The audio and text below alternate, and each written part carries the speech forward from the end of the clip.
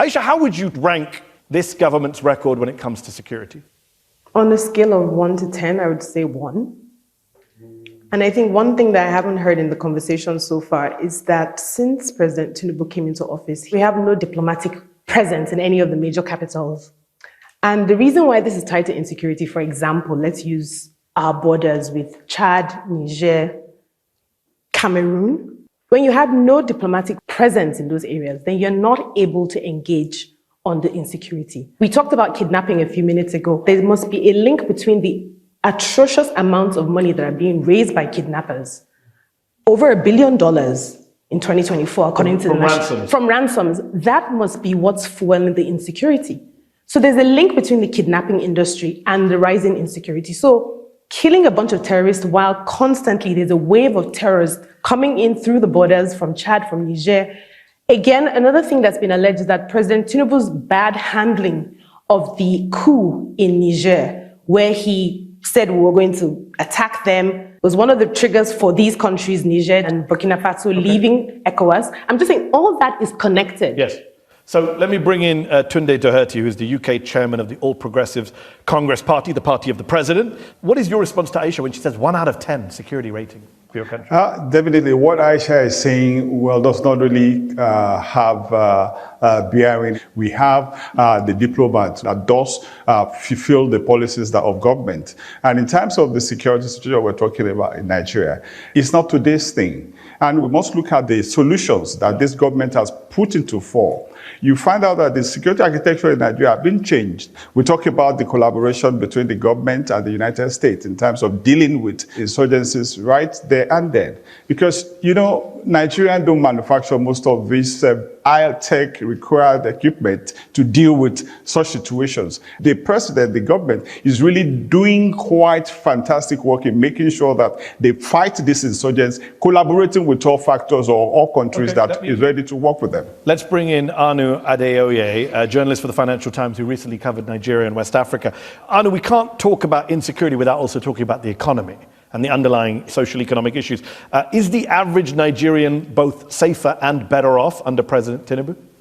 The obvious answer is no, right? And before I get to that, I want to talk to what Daniel said. I always find it very interesting with Nigerian government officials who cherry pick statistics about the US and the UK, but they never say how many hours of uninterrupted electricity has the United States had compared to how many Nigeria has had. They never try and find, you know, the good statistics that Nigerians don't benefit from. If you look at the poverty numbers, this is according to the Nigerian Bureau of Statistics. More than 120 million Nigerians are living in multi-dimensional poverty. So that's not just people who lack $2 a day. That's people who can't afford food, who can't afford shelter. And even if you look at the numbers of the people who have died, right? These are wartime numbers for a country that is officially not at war. And so I think it's really, really difficult to make an argument and say, you know, things are trending in the right direction. Casualty numbers, wrong direction. Poverty numbers, wrong direction. Right. You know, we were very clear with the Nigerian people when the decision was made.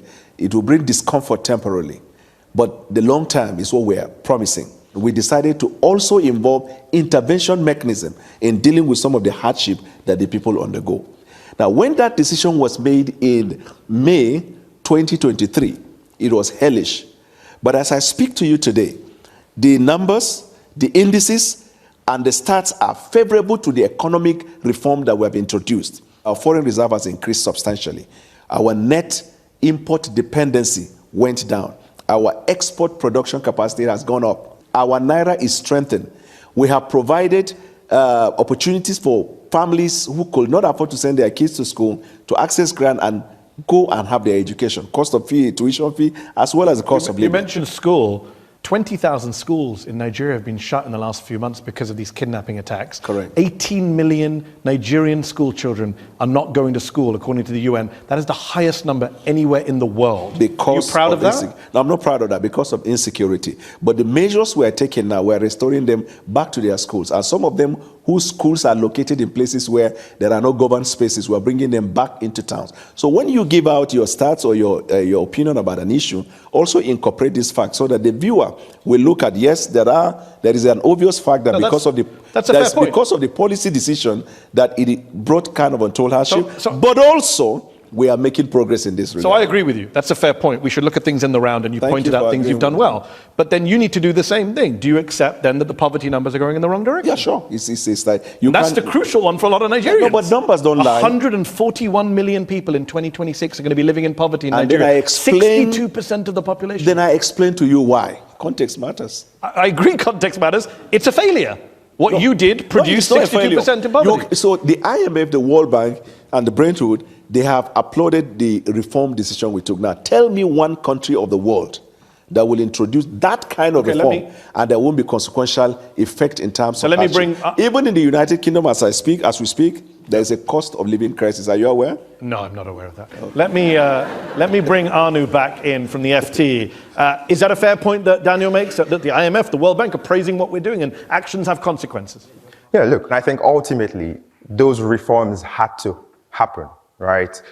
There was chronic mismanagement at the central bank.